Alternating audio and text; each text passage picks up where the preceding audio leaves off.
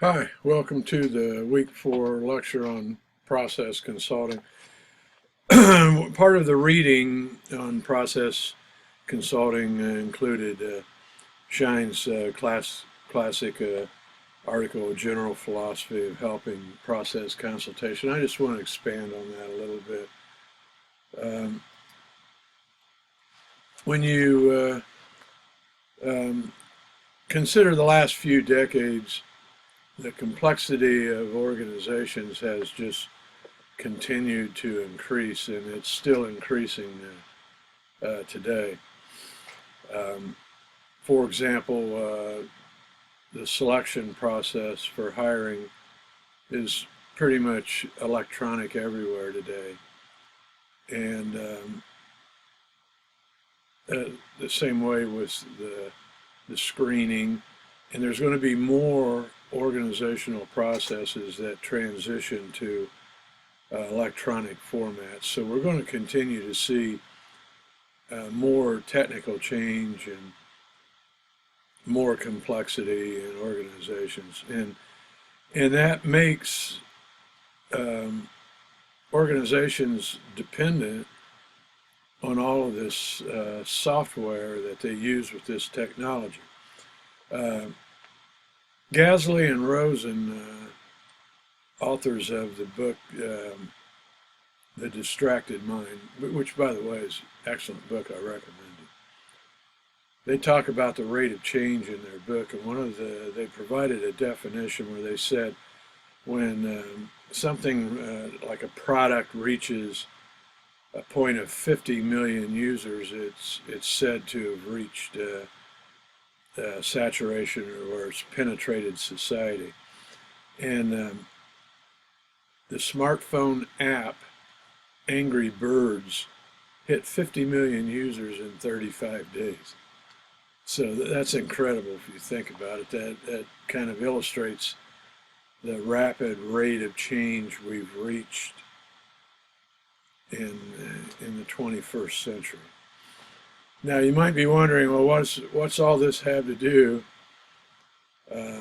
with process consulting? And well, the point I want to make is I think organizations, obviously they're dependent upon this technology, and oftentimes when it goes bad, they bring in a consultant to fix the technology. And when they do, the consultants typically are in an expert role because it's highly technical, they understand it. So they come in, they diagnose the system, they make a fix, and they leave. And maybe in other cases they come in, diagnose it, and they make the right recommendation, the client fixes it. But it's still, the consultants are playing an expert role. And the point that I want to make, clients they're used to expert consultants. And they kind of assume that all consultants work this way, that that's just, when you mention a consultant, that's what the clients think of. They think of someone who's going to come in and tell them what to do. And this creates a problem when it deals with social systems. In other words, expert consulting makes sense with technical systems, but process consulting is a much better fit with social systems. And with a social system, it's ongoing, so the ownership needs to be with the client in order to sustain anything and achieve any kind of results. So, and another point that I would make is that in systems theory, there's a self-organizing nature to social systems. And I really believe this to be true. And so if you think if a person comes in, if a consultant comes in and plays an expert role with the social system, what they're actually doing is they're criticizing the way it was self-organized prior to, and competing with the client's own self-organization. And that doesn't work out so well. If a consultant does expert consulting with a social system, typically the client rejects the recommendation, or they try it out and they say, well, it just doesn't work.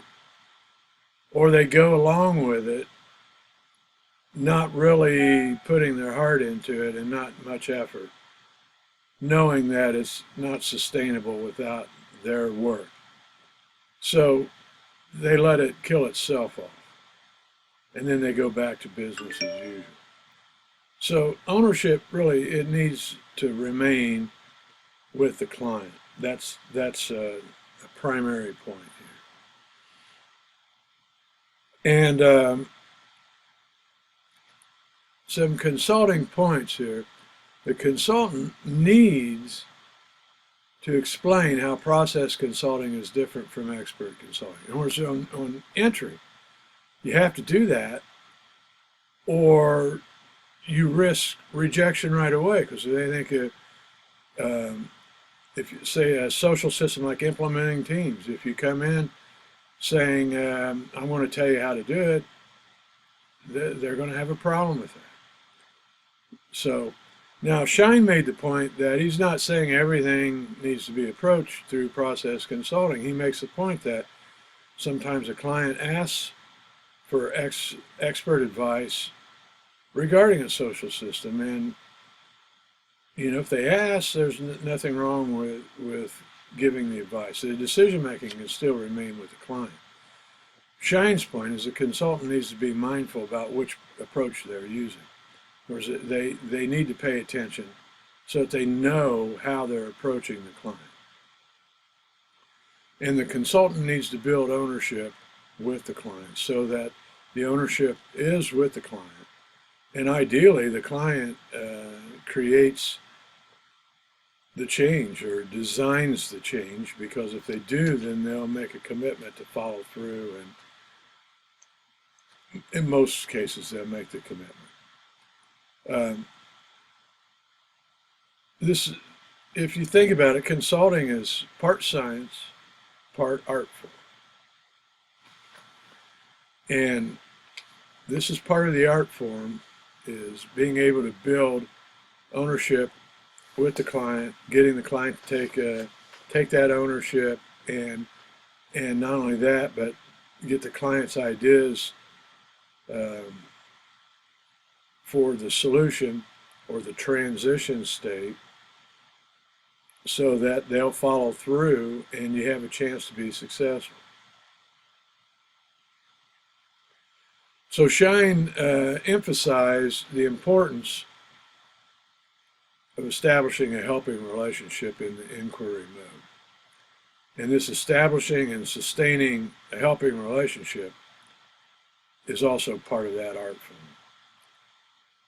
If the consultant is not in rapport, then it doesn't matter how good their ideas are, or how accurate they were, or how right they were, client's going to reject them. And as consultants, we need to be prepared to explain process consulting and how it differs from expert consulting, and reinforce the client's desire to remain in control of decision making regarding their own social systems within the organization. Thank you.